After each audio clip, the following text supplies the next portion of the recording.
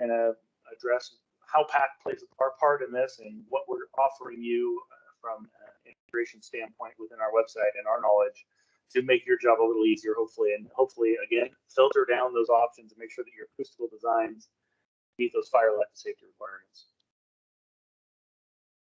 So the first question is, where do you need a 1 hour fire rating? Typically, most common use is between living units. So in an apartment condo, you're going to need a 1 hour fire separation between those separate living units. Also, commercial spaces, your strip malls where you have separations between tenants, you're going to need a 1 hour fire separation there.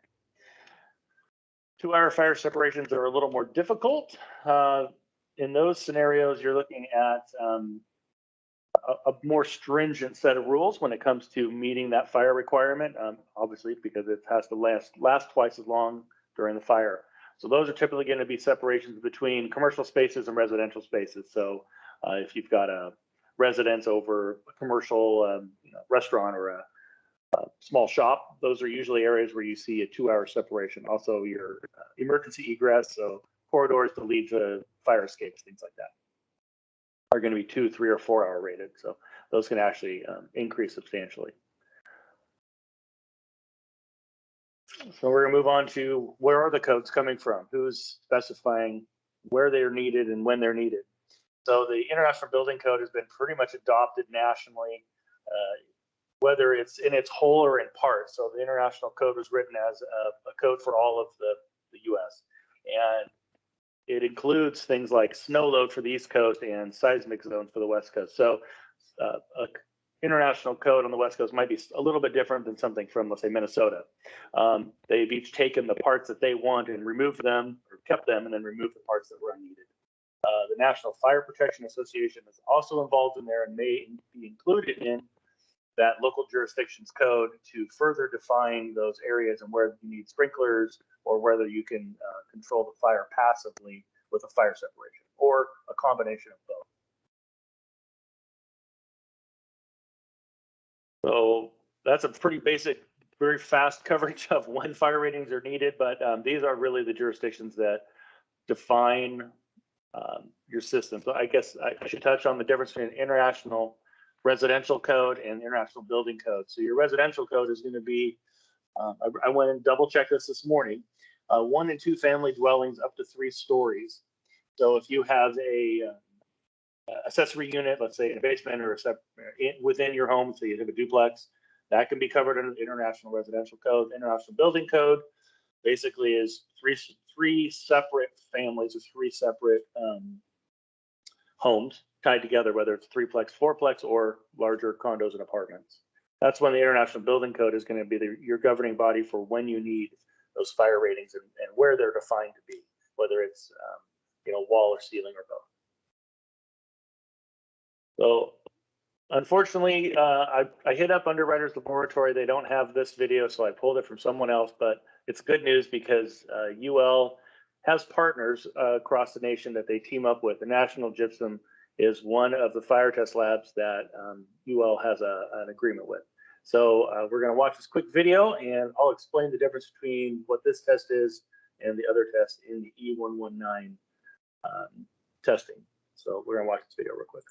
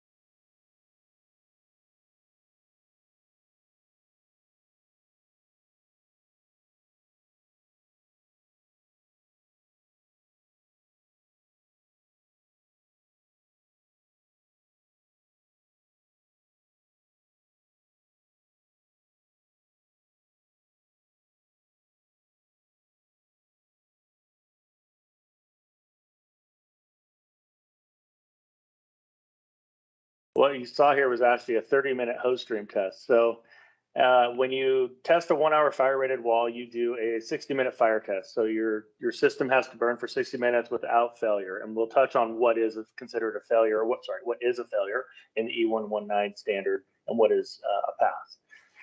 So at the end of 60 minutes, usually there's quite a bit of trauma with the system. And this hose stream test that you saw at the end, in the E119, it allows you to, if you fail the hose stream the first time after a 60-minute burn, it allows you to reburn it for 30 minutes, put a new system in, burn it for 30 minutes, and then run the hose stream test. And the reason that hose stream test is in place is that if there's a fire involved and the fire department comes in, turns the hose on, it blows a hole in the wall, they've passed the fire through to the adjacent unit. So that's why that hose stream test is involved. And that's why that test only showed a 30-minute cycle, is because that's what they were doing with the second half of that test. So let's touch on what this UL label includes. So when you complete a UL test and you pass the test, what does that get you? One of the things that the UL label gets you is that it's proof that you've completed taken an assembly or product added to an assembly and passed that 1-hour fire test. And you saw the test is 1500 degrees at the end of 30 minutes. That isn't the end of the heat cycle. So that test is pretty dramatic. It's very difficult. It's not an easy test to pass. And that's just a wall. There's also ceiling tests that have the same scenarios. So one of the main reasons that people test at UL, the reason we went to UL, is because it gives you the broadest scope. It's the most recognized fire label, or safety label, if you want to call it that, in the industry, and it's been around the longest. And they have publication, so they publish their findings or the results. And that's one of the great things about UL, is that it is a document that you can use to define your fire rated designs. What does that label mean? I touched on it slightly. Another thing that UL label includes is a quality assurance program. So when you develop a product and you go do a fire test, there are certain criteria that are involved with that product. So with us, it's the type of rubber, the shape of the rubber, the size of the rubber, the type of furring channel, all of those things.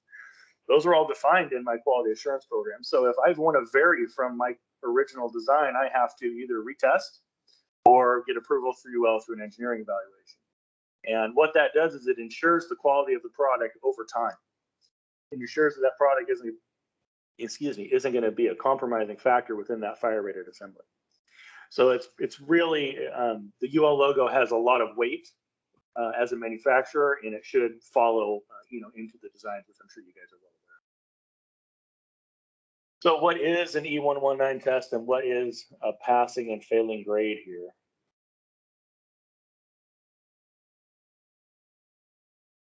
So they, I don't know if you noticed, they put thermocouplers on the backside of the gypsum board that's involved in the fire, on the framing. If there's metal in whether it's RC channel or hat channel, they put thermocouplers on those also. They put them on the backside of the gypsum board, on the other side of the wall, and on the outside. So they measure the temperature as it increases all the way through the system. A failure is any exposed surface, so on the opposite side of the wall, reaching 250 degrees above ambient. So if it's 50 degrees outside, when it hits 300 degrees, that test is over, whether the fire has gone through the wall or not, or through the ceiling or not. Any unexposed surface, so inside the cavity, that reaches 350 degrees above ambient. If there's steel involved in the system, whether it's resilient channel or hat channel or steel frame, if any of that steel reaches 1100 degrees, the test is over. Also, any flame that does penetrate all the way through the wall or ceiling, the test is over. And the cotton, they use cotton to pack around the perimeter. If that ignites, the test is over. And then failure to sustain an applied load. So in a ceiling application, they load the ceiling, and if during the fire the truss is weakened, that ceiling can fail, or it stops holding that load. The test is over also. So it doesn't necessarily mean that you've burnt all the way through the system. There are other criteria that handicap that, so that we don't go to ultimate failure on the fire line. And then, we already touched on the hose stream test. So on walls, you have to pass the hose stream test. So you don't have a complete failure in the wall system. So what are your sources for fire life and safety and acoustics? And this is where PAC wants to be a bigger part of this. We run into separation of these two factors. UL does a great job of providing you all of the fire rating information you need, sometimes too much if you aren't well versed in how a UL design is written. With that being said, it's still a great source. It does take some time to learn how to read them, and we're going to cover that in the next couple series.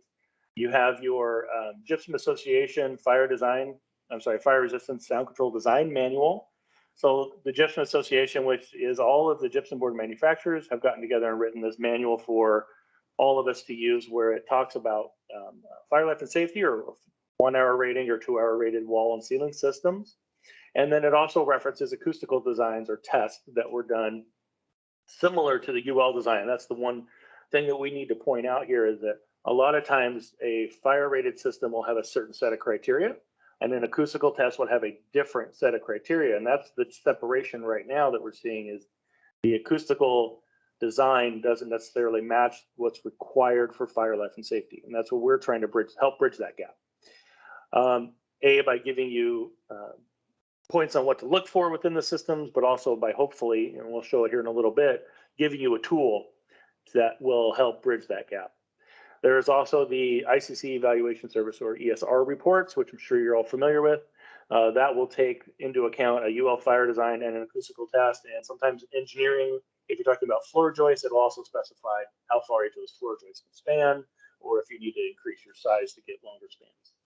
So those are the three sources that are out there that are semi-public. The ESR reports are only published by the owner. So if I own one, I would publish it. So there isn't a online source to go pull all the ESR reports and filter through them and find exactly what you need.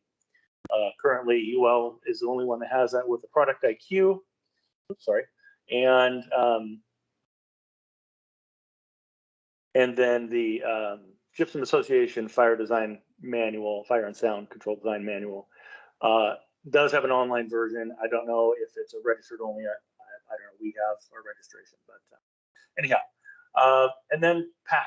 So your manufacturers are your other source. So whether it's us or USG or PABCO, any of those other manufacturers, we all have documents or sources on our websites for these same fire life and safety and sound designs where we put them together. One of the things that we pride ourselves on is our experience in the industry. And our goal here is to convert our experience into a searchable database or a searchable source for you guys to be able to convert those acoustical designs into a finished system. So we've got over 40 years of real construction experience, which is why a lot of our products look a little different than some other system or other products out there, because we try and design them for application or for installation. We've got over 20 years alone just in the fire and sound testing department or division of construction, which is when the RISA clips came into play in the industry. We offer more UL fire designs than all the other clips and channels out there, except for RC channel. And then we have our online databases. So Mike and I, since Mike came in a little bit over a year ago now, we spent a lot of time developing these online databases for the acoustical engineers and architects and builders and developers to use and to give them those tools. We have some quick samples coming up next. One of the things that we do try really hard to do, and most of the times we succeed, is when we build a fire rated assembly, we take that design or that method and we take it into the acoustical lab, and then we test that same assembly. There are a lot of things you can do to have an assembly that's fire rated and then have it also have an acoustical test that looks the same but really aren't the same. So again, that's one of the things that we're trying to bridge that gap on, is to pull everything together for you guys to make it easier. So we have our current fire rating selector, which you can see here. You can select ceilings, walls, wood frame, steel frame. You can select the type of isolator you want to use. Obviously, it's ours, so all of our products are in it, and we have direct links to the UL fire design in its whole. We haven't thinned these down yet to remove competitors, but that's all done in different ways in our specs. The best part about this is that if you know your UL design that your architect is designing to, you can go into the search and put it right in the top, and it'll tell you which products and what systems fit that criteria. So that's in its current design. One of the new designs coming up is here with our, and this is just one assembly within the design, and there's 10 lines here, or 10 variations, let's call it. Just in L521 alone, just with RISC products, there's 10 variations. So within here, we have frame spacing, which is your joist spacing, isolator spacing, channel spacing, insulation thickness, insulation position within the cavity. All of these things affect fire life and safety and can affect acoustics because of the restriction that are put on it by the fire life and safety designs. So one of the things the new system will also have is this quick pop-up that gives you a list of everything. If it's not viewable in the Excel portion, you can still download these into Excel. And the links here will go directly to the UL fire design, or they'll go directly to the UL selector with it pre-filtered to the UL design that you came up with. So this will be roughly 1,700 lines by the time we're done.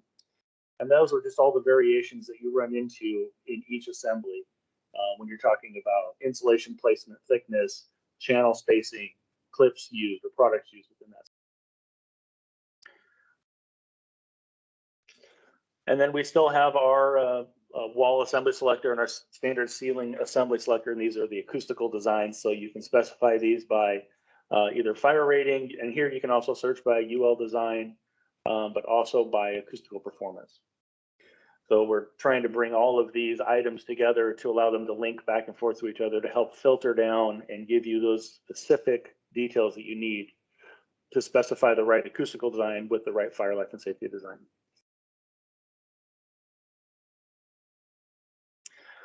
And that's it. I know that was a lot, and I talked fast, and I apologize for that up front. But the next session, we will actually take a UL design and break it down. We'll take a wall system. We'll break down what changes within a wall and how that affects acoustics. That's the main goal here, is to highlight those items that can change the acoustical performance within a fire rated design, and or a fire rated restriction that changes the acoustical performance because of those criteria.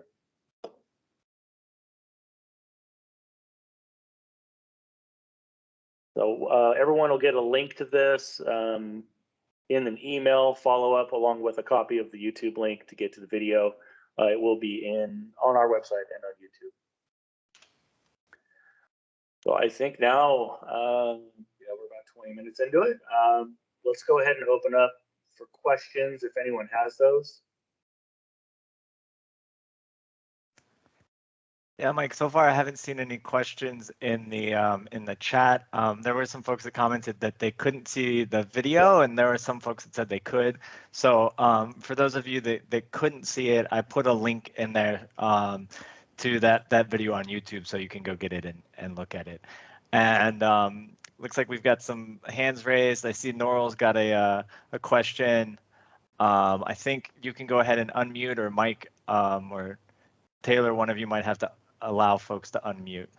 Yeah, go ahead, Norrell. I can maybe turn that on. There he is. Looks like I'm unmuted. Yes, not so much a question, just a comment for those who aren't as familiar with these listings and so forth and haven't struggled with them. I've encountered architects who think that if they specify a certain UL number, that's all they've got to specify. And of course, if you've been through this, anybody been through it knows each one of those numbers carries so many options that all have different acoustical performances. And I have to keep rubbing it into some of those people. No, you got to specify all these details, and so forth. And also, it's frustrating. The UL system is, to me, very poorly done, because you can sometimes find listings that are almost identical, maybe even identical, except for different vendors' products listed. And I've had some explanation of why that is and so forth. So you may find some listing and think, oh, I can't use this because I want to use this product.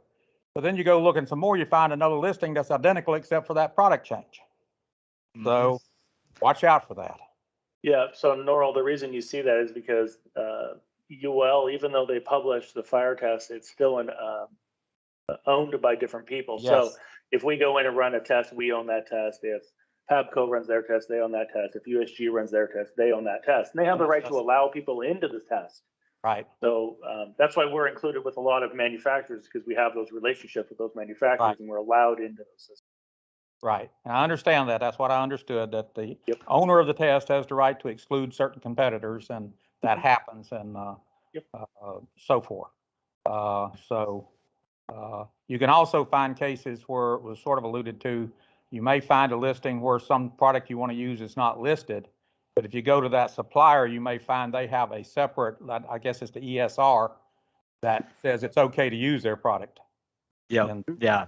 And that's why we're trying to build these assembly selectors and this fire design selector specifically, so that if you do run into that sort of situation where the architect has specified a UL assembly and you're trying to do that, but whatever products you want to specify aren't included in that one, or there's some little tweak that you want to make, you can go to our fire design selector and narrow down and see what quickly find some of the other UL assemblies that are comparable and might include the pieces that you want.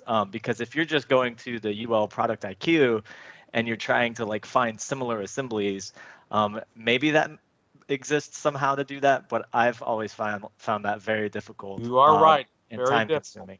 As I say, I'm not happy with them. Well, I know that there are a few UL folks that were registered for this, so there might be one or two actually on this. So maybe if they're here, they can pipe up and defend the way that it's done or something. But yeah, we're trying to make that easier. I mean, obviously ours is going to be focused on the UL assemblies that actually include our products, but there are quite a few of those, so there's a lot of opportunities to filter down and try and find comparable assemblies.